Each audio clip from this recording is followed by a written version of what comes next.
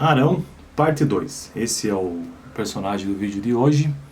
Vamos ver o que o texto tem a nos dizer. Lembrando, o texto que eu uso como forma de introdução, para eu poder entender um pouco mais sobre os personagens bíblicos, é este aqui, o link está na descrição.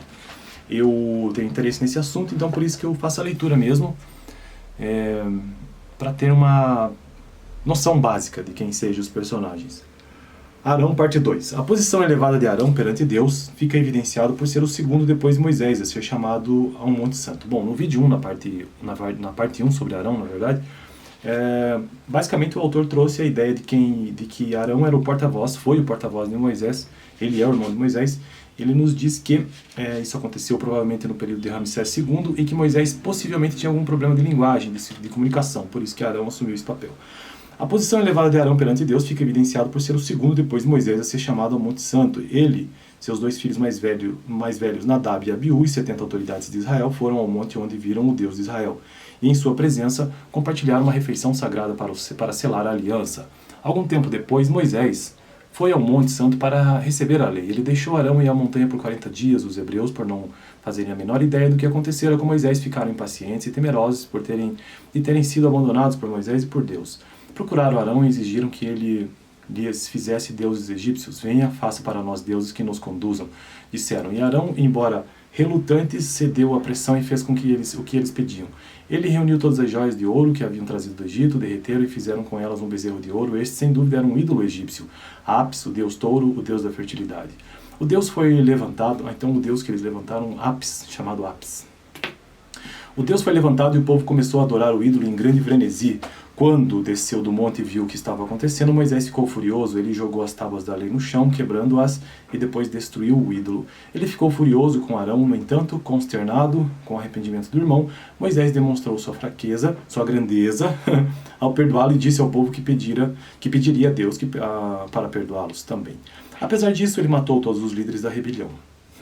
De acordo com o livro de Levíticos, ou melhor, de acordo com o livro de Levítico, Arão e seus filhos foram ordenados sacerdotes conforme a vontade de Deus, estabelecendo desse modo o sacerdócio hereditário levítico. Arão e Moisés eram da tribo de Levi.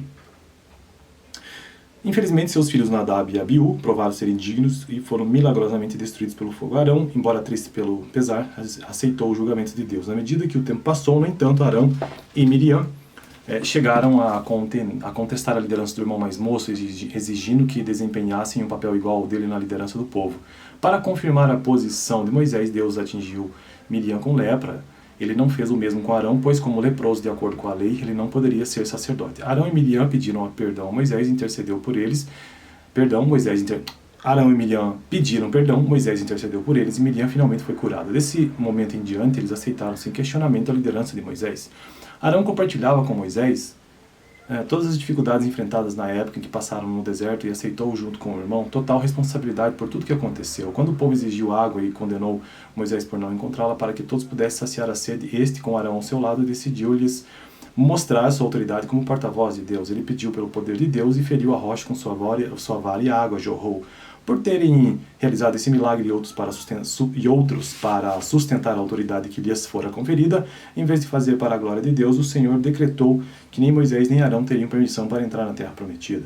Finalmente, depois de 40 anos de peregrinação pelo deserto, Arão, acompanhado de seu filho Eleazar e Moisés, foi ao topo do monte Hor, na fronteira com a terra prometida. Ali Moisés retirou as vestes sacerdotais de Arão e pôs sobre os ombros do seu sobrinho Eleazar, e Arão deitou-se e morreu. O legado sacerdotal que começou com Arão prosseguiu por 12 séculos com seus descendentes.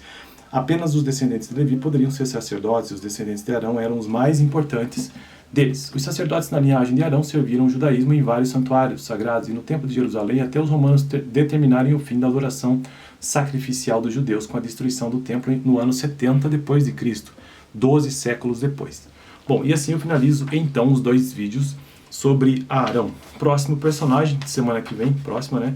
Será Araúna, a primeira. O vídeo anterior, dá uma olhada, vou deixar aqui no final a parte 1 sobre Arão, dessa leitura deste livro base que eu estou utilizando. Valeu!